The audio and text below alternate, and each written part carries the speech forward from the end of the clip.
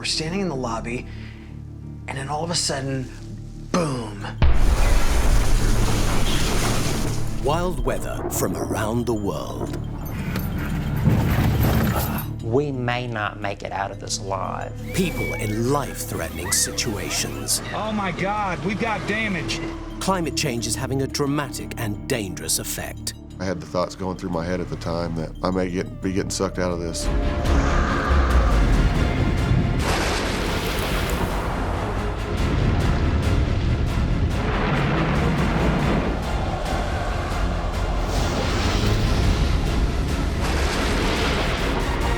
World's wildest weather.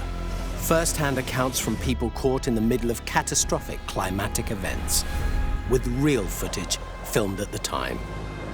Go! Wind! Expert analysis will also unpick how nature creates these incredible weather phenomena and explain the science behind them.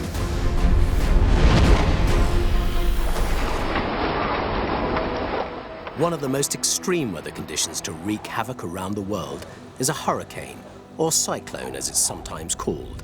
Violent, swirling storms up to 1,000 miles wide which form across the ocean. And it's in the tropics that some of the worst hurricanes have occurred. In September 2014, the resort town of Cabo San Lucas off the coast of the Baja California Peninsula in Mexico experienced the most catastrophic hurricane in its history. And for holidaymakers and locals, it came with little warning. A hurricane is defined by having sustained wind speeds of 74 miles per hour or greater. So 74 mile per hour wind speed alone is going to be dangerous because there'll be flying debris. We know it's enough to do damage to less well-built structures. But it's more than wind. Hurricanes typically bring very heavy rainfall with them and also surge if you're along the coastlines. That's water from the ocean itself moving inland with the forward momentum of this hurricane as it's making landfall. So it's really a threefold threat: wind, rain, and storm surge. Josh Morgaman is a storm chaser who travels the world putting himself in life-threatening situations so he can record these extreme weather conditions. He drove to Cabo San Lucas to be in the eye of the storm. I go to Cabo San Lucas a lot. It's a popular resort city. It's close to Southern California. And the thing about Cabo is that it gets threatened by hurricanes a lot. They come close. Sometimes they hit the city, but they're never that bad. So as Hurricane Odile approached, people didn't seem too worried. No one was covering their windows. No one was rushing out to get food and water. People were just kind of like whatever about it. And they had no idea what was coming. Now, Hurricane Odile ended up being one of the most powerful hurricanes to make landfall across the Baja California region. But it started its life thousands of miles east of that. Now, hurricanes tend to form or spawn across the warm waters of the North Atlantic, sometimes coming out from an easterly wave from the west coast of Africa, and this is what happened with Odile. The ocean is always a needed component for you to get a hurricane or a tropical system because it's the fuel for that system. Otherwise, you just have a regular complex of thunderstorms that you can get over land or over ocean. But the ocean is what's providing that tremendous amount of energy and moisture to turn it into a cyclone. It whips up the waves as well, so a significant storm surge and a huge amount of rain. The sheer volume of water meant when it made landfall, everyone was at risk. We're driving around Cabo San Lucas, wind rapidly picking up. It's just, it's about 7:25, and we feel like the core of the hurricane is closing in. So as the hurricane was approaching Cabo San Lucas, we had an idea that the center was going to cross the coast very close to our hotel, meaning kind of the east side of the city, and we wanted to get right where that center was, so we decided, hey, let's just write it out in our hotel. And we ended up being right. We hit the bullseye. The exact center of the hurricane passed right over us. Wind's blowing like crazy. It's starting to really whistle. The trees are bending almost 45 degrees. I think stuff's going to start to break. So after trundling along for several days, Odile started to intensify, becoming a Cat 2 with wind strengths up to 125 miles an hour, and then eventually becoming a Cat 4 with wind strengths up to 140 miles an hour. This is a huge, destructive beast. It was raining really hard, and the howling started to get more like a rumbling, and you started to feel in the gusts that, okay, this is getting serious. This is not a normal storm. The buildings started to rattle a little bit. And as we went into late evening, it got worse and worse. The wind was just pounding at the front doors of the lobby, and we did everything we could to keep the wind out. We kept piling more and more furniture against those doors, but it didn't matter. The wind just kept blowing everything aside. 9:20 p.m. and the hurricane was ramping up. And there was no holding that wind back. It kept just like pushing everything out and coming back in. And finally, we just gave up. And it was basically like the hurricane decided that it was going to own that lobby. It's just after 10 o'clock. We're probably getting the strongest winds we've had all night. We're hearing roaring, screaming sounds of an airplane going by. That's a sign of very high winds. Oh, we just lost a big window. And when you can't even keep the front doors closed and they just blow off and the wind is like coming in, you know, people started to feel worried, like, okay, this is not a safe place anymore. And then all of a sudden, we noticed that it started to get quiet. And in a few minutes, it was totally calm. It was just quiet. And we walked outside the hotel, and just the wreckage was unbelievable. Just looks like it went through a blender. These pillars have just been torn out. Being in the eye of a hurricane, it's weird because it's so calm that you almost forget that you're in the exact center of a violent storm. You literally almost forget that you're only halfway through it and that you have to go back through that craziness again to get out. So we're in the calm eye, and all of a sudden it was like someone flipped a switch. And the wind just went from 0 to hurricane force in like a minute. And it was roaring, and we're hearing these popping sounds that sounded like gunshots. And we're standing in the lobby, and then all of a sudden, boom. Will Josh and the other guests survive the intense force of Hurricane Odile?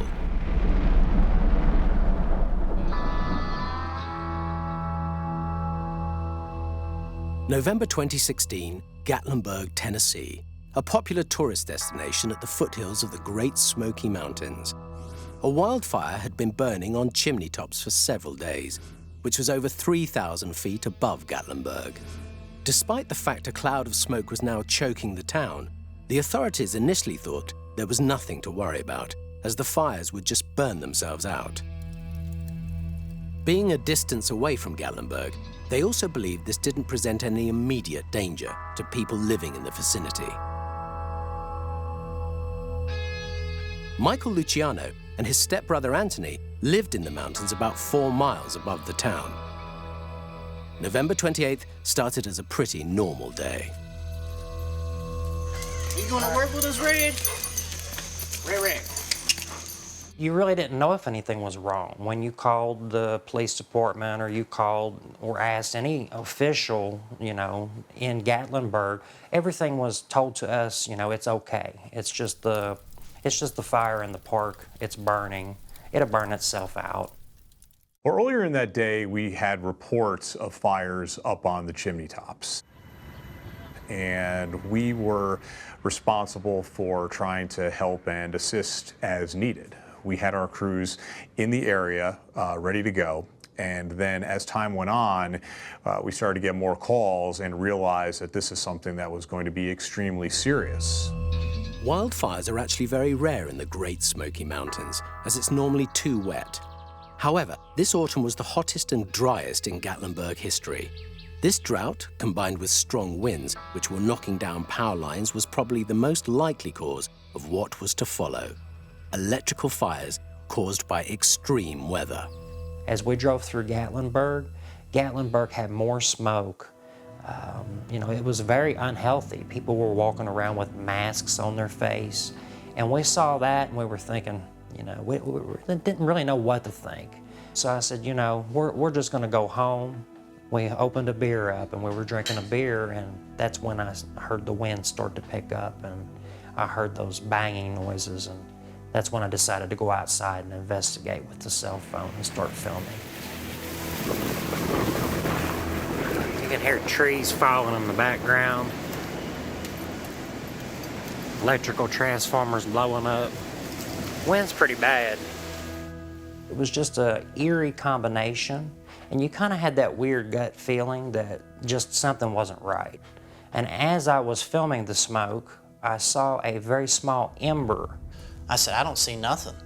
He says, look on my phone. I see a hot ember coming from the sky. And I look on his phone and I said, holy cow. Look, there's an ember.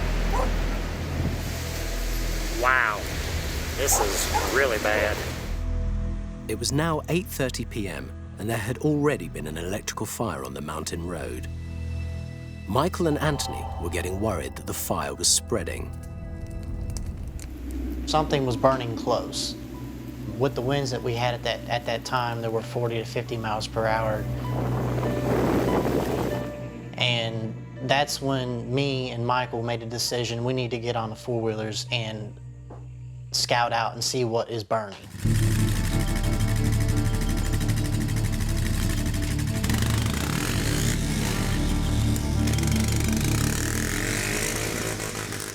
And about 400 yards from where we're sitting now, there were 3 cabins on fire, and there was fire encroaching up on another cabin, which would be our neighbor across the street. Yes, we need a fire truck at Twin Oaks. And I called 911 and requested a fire truck. They told me a fire truck was on the way, and they hung up on me.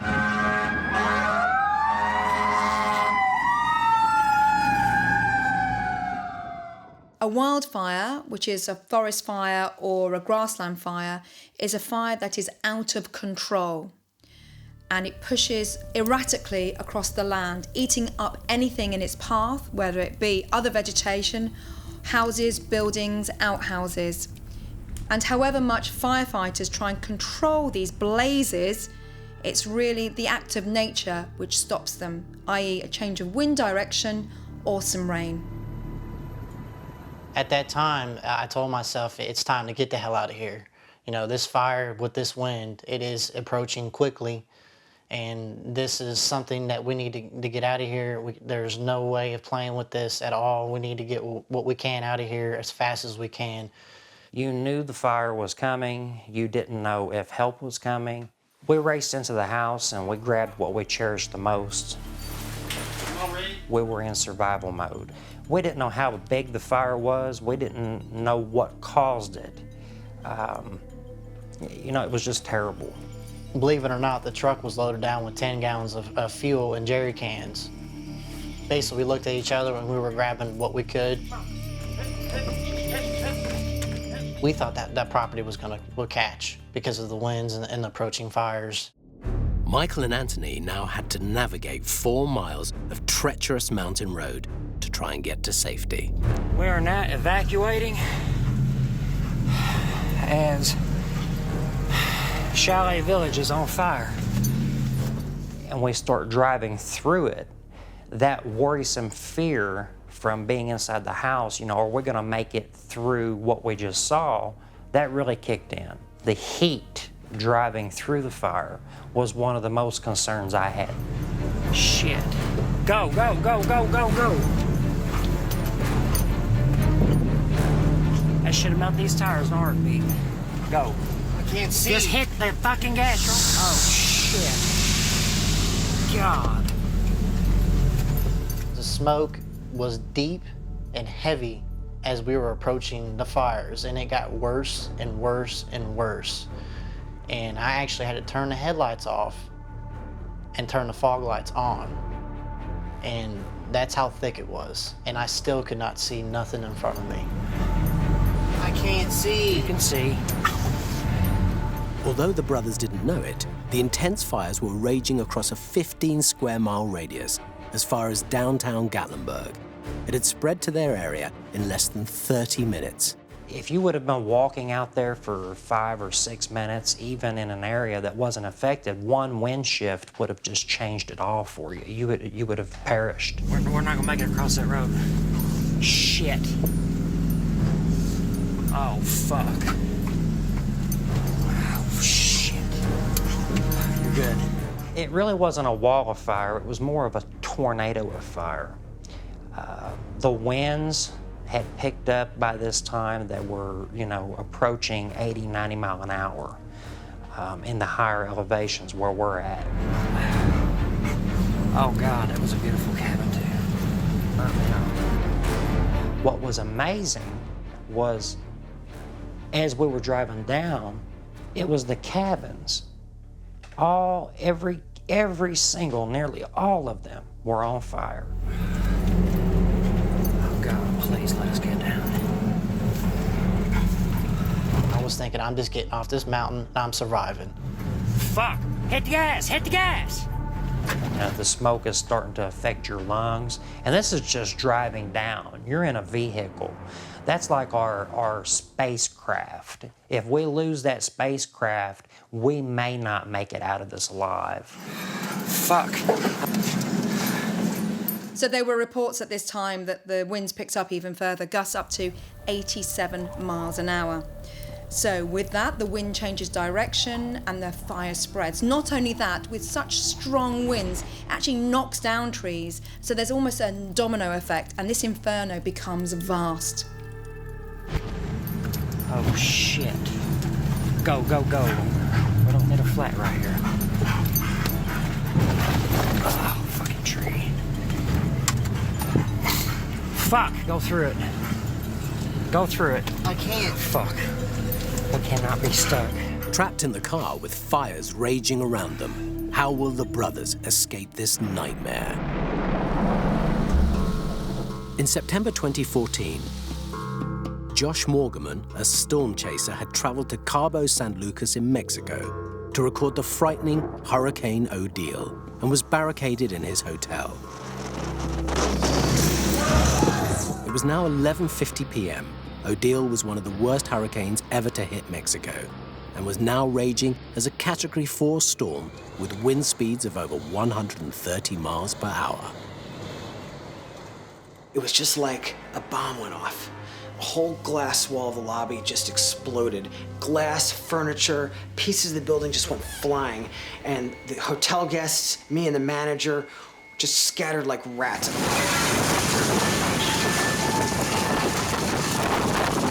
There was something about that moment where the building just started to blow apart, that it was like, wow, this just got real.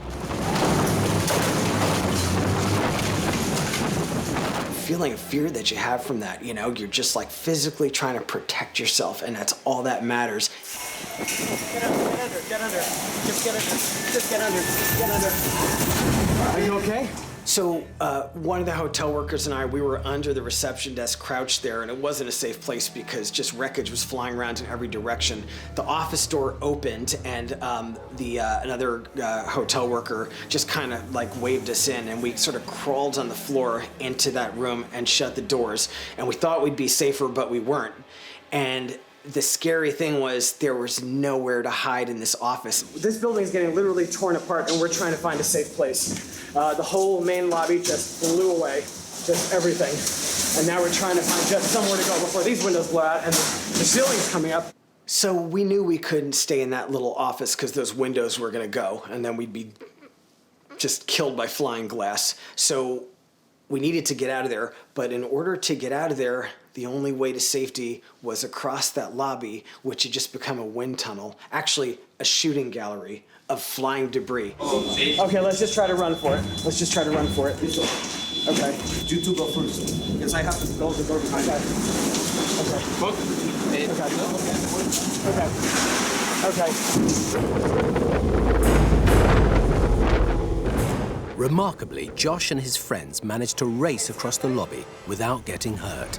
But the fallout from the hurricane was immeasurable. When you're in a bad hurricane, just the power of it, it's not something a video could capture because it's not just visuals, it's not just sound, it's something you feel it in your chest, the vibration, the intensity of it. It can't be put into words.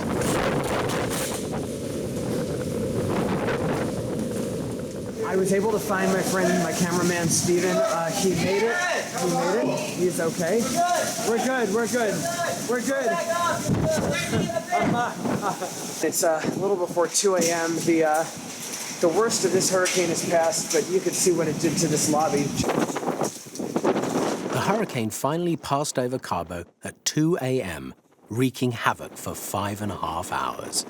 So Cabo San Lucas has been there for a long time. This was the first time in the city's recorded history that it was hit full force by a really, really strong hurricane. And I think people all over the city were just shocked by it. Talking to people the next day, longtime residents, everyone had tales of terror like ours. Everyone had the same experience of hiding in a closet, in a bathroom, under a piece of furniture as the windows were breaking, as the roof blew off.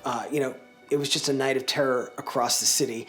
And for me, it was just terrifying to be in a building as it started to just blow apart.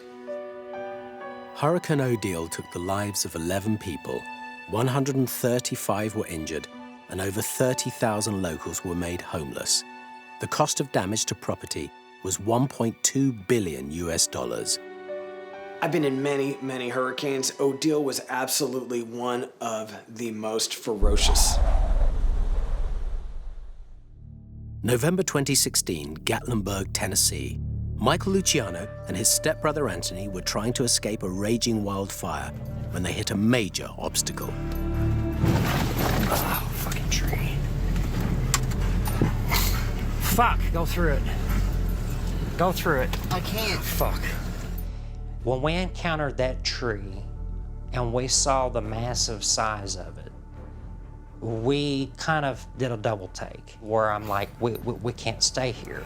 At the tree, that was the point that I actually realized that we possibly may have to evacuate the truck or ditch the truck and go by foot. We gotta get out of here. Hold on. Keep her in here. Oh, man. We tried to leave the truck. It was too hot. I opened the door. Embers were blowing in the vehicle. I had to shut the door. There was no getting out at that area. We had crews in an area trying to clear a large tree off of the roadway. And then there was a report of another tree that had gone down, a large tree that had gone down a few hundred yards away behind them. So we're in a situation where our TDOT employees and other emergency personnel are trapped by these two trees, and there's no way to get out of there. If they're not able to get those trees out of the roadways, that could have been extremely dire. One shot, and that was it. And I put it in four-wheel drive, I backed up, and just ran the hell out of that tree.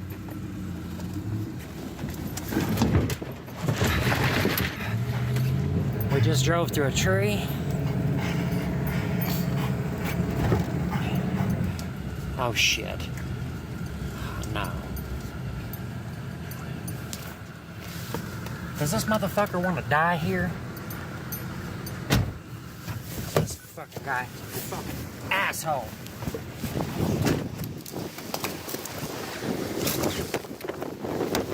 What the fuck is wrong with you? Go! Get the fuck out of here! We were not out of the woods. Once we escaped the mountain, there were still fires burning. Everything is burning. We just made it off of the mountain. We're on the spur now, and we're just sitting here in a line of bumper-to-bumper traffic with flames on both sides of you. And as we're sitting in that line of traffic, there are cars catching on fire. Fire is spreading quickly, so if you see the smoke, or if you smell the smoke and you see the fire, and you're downwind, you need to make preparations to be able to evacuate immediately. It was apocalyptic. It was apocalyptic. I mean, it felt like I was going through war.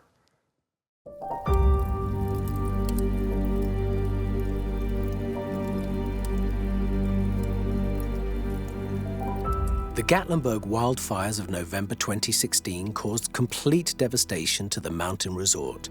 14 people lost their lives, 134 were injured, and over 150,000 buildings were destroyed. The estimated cost of damage was $500 million and is regarded as one of the largest natural disasters in Tennessee history. The next day, I remember going up there, and when I went through these communities, it looked like a bomb had gone off. the only thing I could equate it to is when you see, pictures from war. So imagine just in your own neighborhood where one day everything is just as normal, and then that night there's a fire and everything is wiped out around you. The city, of course, they shut down the entire city. But we do know back roads. We were up here within 48 hours. We were actually helping some of the FEMA people that were up here.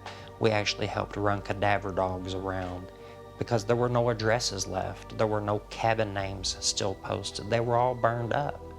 And these first responders, they did a wonderful job, but they couldn't find properties that people lived in to do a proper search to see if they were home or not. It was so bad, the fatalities, and they were still searching.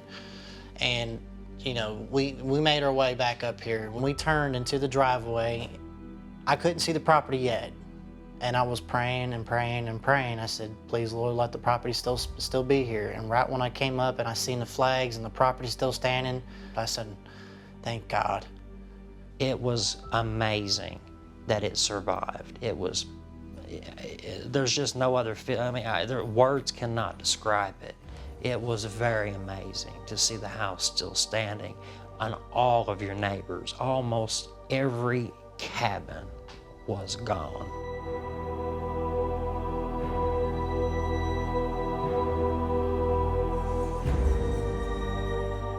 I could have died. Michael could have died. My brother. Red could have died. It come back to me and I realized, I'm thankful. The Gatlinburg fires of 2016, well, the land, the topography lends itself to bushfires. So all the elements were there already. The backdrop was there. That's the mountains and an absolute immense fuel load with forests just leading up the mountains and down the other side. All it needed was a dose of drought, and that's exactly what happened during the fall of 2016. Many people lost their lives. We were very blessed not to have lost ours.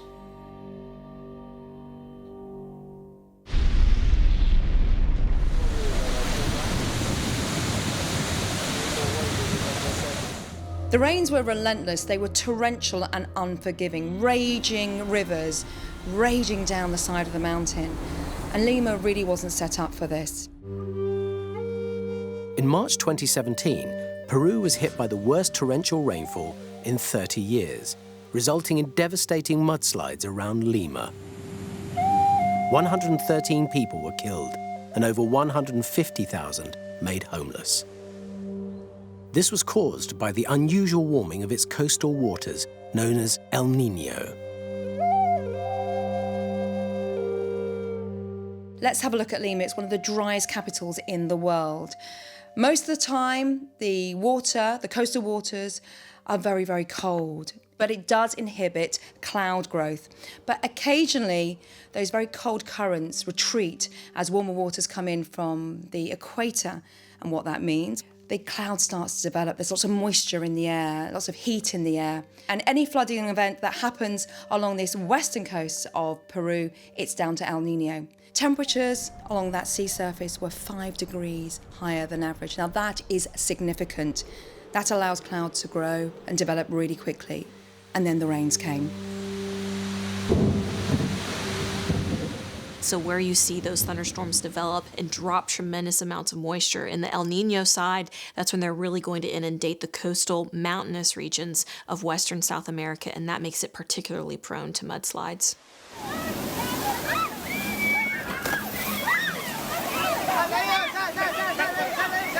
Without warning, dry valleys became angry rivers. And to be honest, the signs were there early on. Chile had suffered some horrendous flooding and people had died. A similar situation the following month in Colombia. And then it was the turn of Peru, and particularly the region around Lima. Conditions were dreadful, but then they got even worse.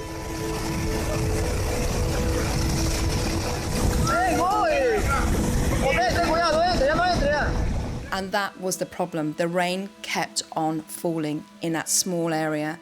The land was dry, the land was arid. It cannot cope with that much water. During a year, on average, Lima only gets half an inch of rain. Now, from the 19th of March 2017, for the next week, that area was getting 6 inches of rain per day. That's 12 seasons worth of rain just in a space of around 8 or 9 days. And that was the source of these horrific mudslides. And Lima was in the firing line.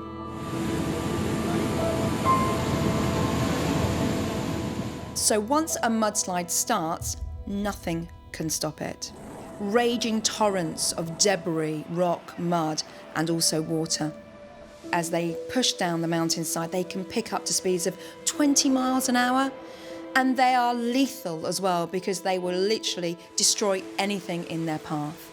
And like water, mudslides have their own rips, have their own currents. But once you get stuck under the surface of one of these mudslides, it's almost impossible to resurface. Can anyone survive once you've been swallowed up by a mudslide? This thing's going in towards more. Yeah, it's on the ground. I've got it on the ground. Moore, a town on the outskirts of Oklahoma City in the Great Plains region of the United States. On the afternoon of May 20th, 2013, Moore was hit by one of the deadliest tornadoes in US history, with a speed of over 200 miles per hour. The Tinker Credit Union was in the direct firing line. Jan Davis, the branch manager of the credit union, wasn't that concerned when she first heard there might be a tornado. I was not apprehensive about the storm. I really, thought it was just another storm, and of course you take precautions and do what you need to do when the time comes. That day I came in to work security here at the bank like a normal day. I recall there was a small chance of storms that day, but around here there's usually a small chance of severe weather. So it just kind of like a normal day for everybody. The morning of May 20th, I actually started off at my other branch. There was not rain at that point in time. The rain didn't start until I actually drove over here on 19th Street. It's coming! Oh my God, look at it! Chris, come on! Come on! Chris, it's really, come on! We were about halfway through the day here, and I heard about it. We were watching the weather in the break room on the TV. This is a tornado emergency for Moore in South Oklahoma. Oh my gosh, complete devastation. And then we began taking precautions for tornadoes. A tornado is a violently rotating column of air that connects from a cloud to the ground, and you have to have that connection for it to be called a tornado. You also are going to need something that causes that rising column of air to tilt just a little and start to spin. That's called wind shear. Different wind speeds and also directions at different heights up above the ground. So it's like you've taken a cake with different layers and then you've tilted it and then spun it just a little bit. As that main updraft goes up into the thunderstorm, you're generally going to see the entire storm start to spin. So now it's no longer what we call a cell, just one isolated thunderstorm. It's become this massive supercell that's spinning. And it's so wide and dark and debris filled that it's really terrifying to see come towards you. Oklahoma itself is the tornado capital of the world. More tornadoes hit here than anywhere else on Earth. Oklahoma is a breeding ground for tornadoes because you have the cold air aloft coming in from the Rockies, the very warm surface air coming in from the Gulf, and it clashes over this state. And it's one of the key ingredients, the stark contrast in temperature, which means that tornadoes can form. The credit union were aware of the dangers of tornadoes and had a plan in place. So the credit union has very specific procedures where if you have inclement weather, you go into a vault or you go into your storage shelter. When I really knew it was going to hit here, I already had everyone inside this vault at that point. The only two that were not in here was myself and my police officer, Greg Vandy. We were both outside of this vault, monitoring the weather and the TV. So it wasn't until a few minutes before I actually came into this vault that I knew we were going to take a direct hit. Okay, let's go to the storm tracker. Tornado emergency now in effect for more. Tornado emergency for more. You folks in more, you need to grab whatever it is you need to grab. Oh my gosh, that is incredible. As it got closer and closer, it was predicted to hit about a mile south of here, and then it changed directions. This is an extremely dangerous and life-threatening situation. If you cannot get underground, go to a storm shelter or an interior room of a sturdy building now. I couldn't really see the edge of either side of it. I could see stuff, cars and trees flying through the air, and it obviously looked like it was going to hit here. We've got damage. Okay, I'm watching it. Oh my God, we've got damage. Yeah, I'm all over this. We got power flashes. We got a major tornado west of, yeah, it's heading into more. Yeah, it's devastating. It's devastating. And that's when I went and looked out the back door and saw it was, you know, just pretty much across the street. So I knew it was pretty bad, so I ran and got into the money vault. And I've got power lines all over the place. And it looks like I'm gonna have to stop. It's just moving straight east, people. It's moving straight east. I'm gonna try to, I don't know what to do here. I don't want to get stuck. We're talking here rapid intensification, and it's really tricky to get the warning process right. The warning was issued at 2 p.m. that day, but by 2:56, the tornado had touched down. That is just not enough time for people to be prepared and actually escape the destructive power of such an immense beast. This thing is huge. It's taking the May 3rd path. It's going right into more. Will the credit union survive the tornado's deadly impact? The Lima mudslides in March 2017 took 113 lives, literally swallowing people up in its path. And really, when you see those poor people who died, who suffocated, who drowned in those mudslides, I'm absolutely amazed that anyone actually stepped out of it alive. Astonishingly, though, some people did.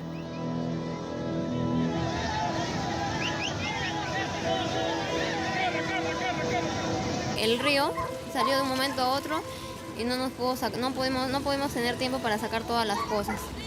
Todas las cosas se quedaron adentro, solamente lo único que podemos sacar es a los bebés y nada más. No sacamos ni ropa, ni pañales, ni leche. Nos hemos quedado todo, se llevó el río de un momento a otro. So people have known for hundreds and thousands of years this is not a good place to live because it's just too variable, too dangerous. But over the last several decades, there has been more human development in this part of Peru, which meant that you were not only loosening what vegetation was there by building over it, you've brought thousands and thousands of people into this part of the world that is supremely susceptible to mudslides and extreme changes in climate. The catastrophic mudslides in Lima were the worst in Peru's recent history, causing an estimated $7 billion of damage.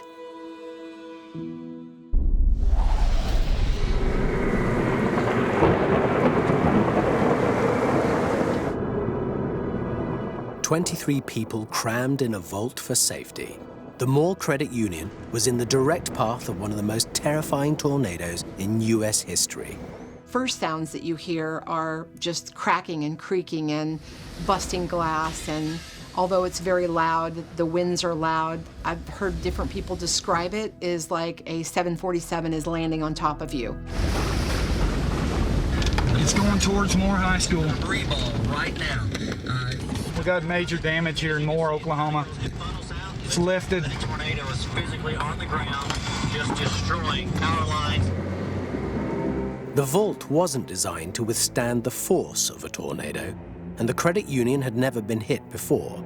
It was a frightening time for all 23 employees and customers stuck in that confined space. The main thing I noticed was the pressure.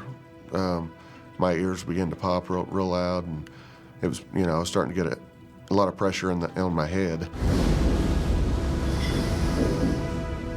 The pressure in your head is so strong when you're inside of the vortex of a tornado that your ears can't pop, so your head just hurts and feels like it's gonna explode.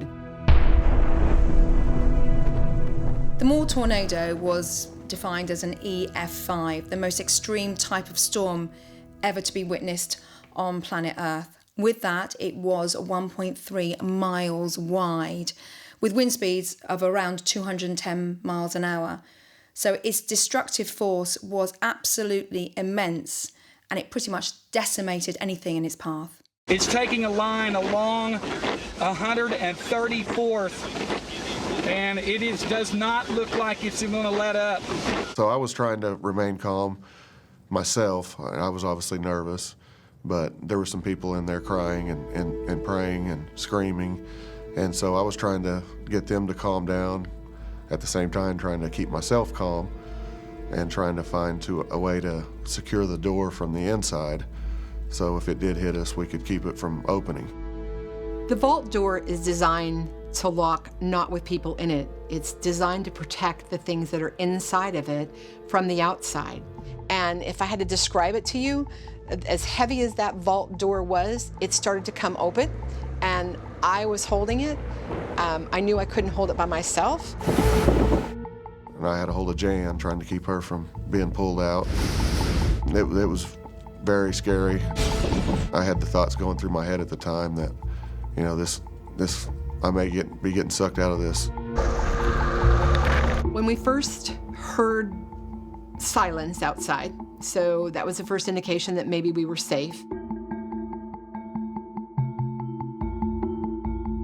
So we waited for probably 2 to 3 minutes, just not sure exactly how long, and then we tried to push the door open.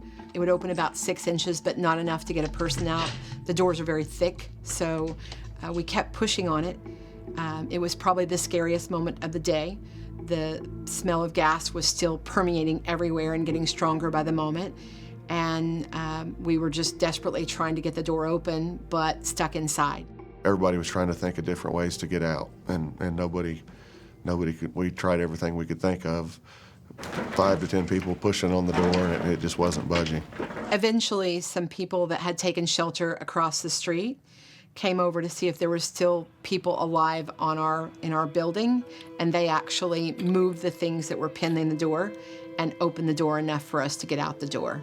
When I exited the vault, I looked around at the destruction all around, and I felt lucky to be alive, but at the same time, I felt bad for everybody that had lost as much as they had.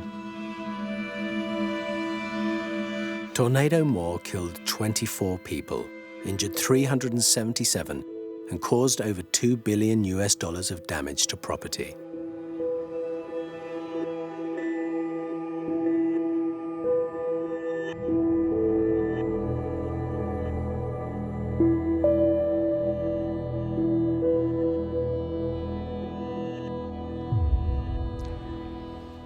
There was no ceilings, there were no walls.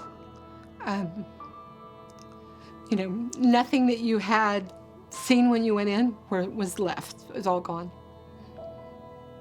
It was overwhelming.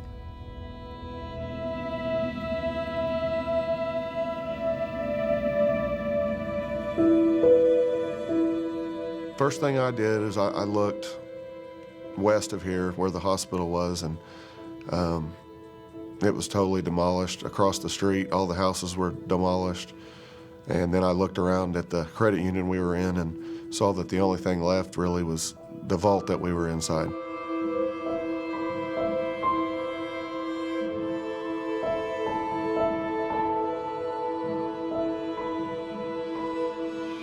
The tornado obliterated the credit union. Everything had to be rebuilt at a cost of over $3 million.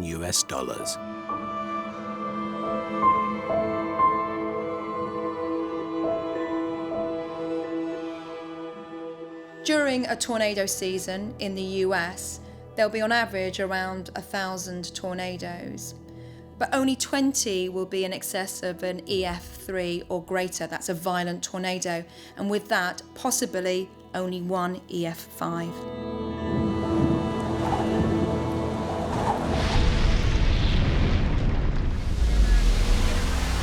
Next time on World's Wildest Weather, heroic rescues from raging floods, bushfires out of control, and tropical storms causing catastrophe in Australia.